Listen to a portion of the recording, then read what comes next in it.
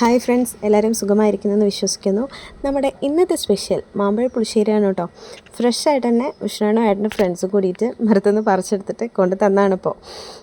അപ്പോൾ തന്നെ ഞാൻ ചോദിച്ചു, ഇന്നെന്താ ഏട്ടൻ മാമ്പഴം കൊണ്ട് ഉണ്ടാക്കാൻ ഉദ്ദേശിക്കുന്നത്? ചോദിക്കേണ്ട ആവശ്യമൊന്നുമില്ല, കാരണം ഏട്ടൻ്റെ ഏറ്റവും വൺ ഓഫ് ദ ഫേവറേറ്റ് ഐറ്റമാണ് മാമ്പഴ പുളിശ്ശേരി.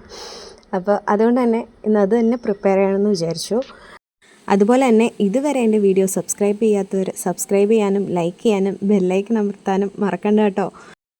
നിങ്ങളുടെ എല്ലാവരുടെയും സപ്പോർട്ടും കാര്യങ്ങളൊക്കെ എനിക്ക് വേണം. അപ്പോൾ നമുക്കിനി വീഡിയോയിലേക്ക് കിടക്കാം. ആദ്യം തന്നെ നമ്മുടെ മാമ്പഴത്തിൻ്റെ തൊലിയൊക്കെ കളഞ്ഞ് മാറ്റി വയ്ക്കുക. ഞാനിന്നിവിടെ മൺചട്ടിയിലാണ് മാമ്പഴ പുളിശ്ശേരി ഉണ്ടാക്കുന്നത്. കാരണം അതിലുണ്ടാക്കുമ്പോൾ കിട്ടുന്നൊരു ടേസ്റ്റ് ഒന്ന് വേറെ തന്നെയാണ്. ഇനി അതിലേക്കുള്ള പൊടിക്കൈകൾ എന്തൊക്കെയാണെന്ന് നോക്കാം. കുറച്ച് മുളക് പൊടി, മഞ്ഞൾപ്പൊടി, കറിവേപ്പില, പച്ചമുളക്, ഉപ്പ്, പിന്നെ ശർക്കര പാനി. ഞാനിവിടെ ശർക്കര ഡയറക്റ്റ് അല്ല ചേർക്കുന്നത്, പാനിയാക്കിയിട്ടാണ്. കാരണം അതിലുള്ള പൊടിയും കാര്യങ്ങളും ഒഴിവാകാൻ വേണ്ടിയിട്ടാണ് അങ്ങനെ ചെയ്യുന്നത്.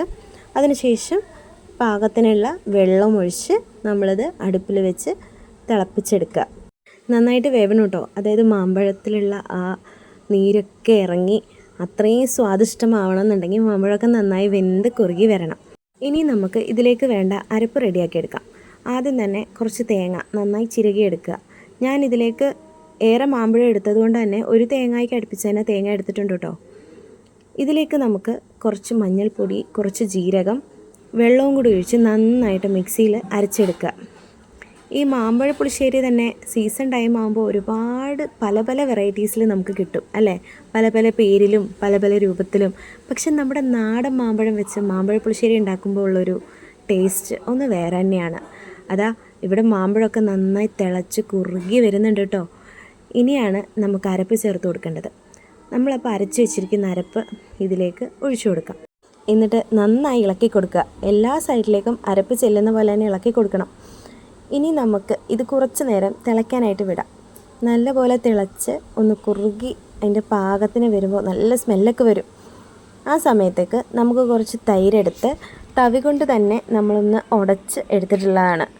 അതിനുശേഷം നമ്മൾ ഹൈ ഫ്ലെയിമിലിട്ട് കുക്ക് ചെയ്യാൻ പാടില്ല കേട്ടോ. ലോ ഫ്ലെയിമിൽ തന്നെ വെച്ച് കുക്ക് ചെയ്യാൻ ശ്രദ്ധിക്കുക. ഇത് ലോ ഫ്ലെയിമിൽ കുക്കാവുന്ന ടൈം കൊണ്ട് തന്നെ നമുക്കിനി കടുക് താളിക്കാം.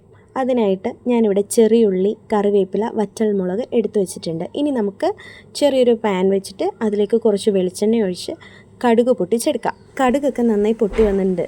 ഇനി ഇതിലേക്ക് കറിവേപ്പില, ചെറിയുള്ളി, വറ്റൽമുളക് ഇതെല്ലാം കൂടിയിട്ട് നന്നായിട്ട് മൂപ്പിച്ചെടുക്കുക. നന്നായിട്ട് മൂത്ത് വന്നിട്ടുണ്ട്. ഇനി ഇത് നമുക്ക് മാമ്പഴ പുളിശ്ശേരിയിലേക്ക് ഒഴിച്ചു കൊടുക്കാം. ഇപ്പോൾ തന്നെ അടിപൊളി മണം വരുന്നുണ്ട്. ഇത് അങ്ങനെ മിക്സ് ചെയ്യാതെ കുറച്ച് നേരം അടച്ച് വെച്ചതിന് ശേഷം പിന്നീട് മിക്സ് ചെയ്ത് എടുത്ത് സെർവ് ചെയ്ത് നോക്കൂ. അടിപൊളി ടേസ്റ്റാണ്.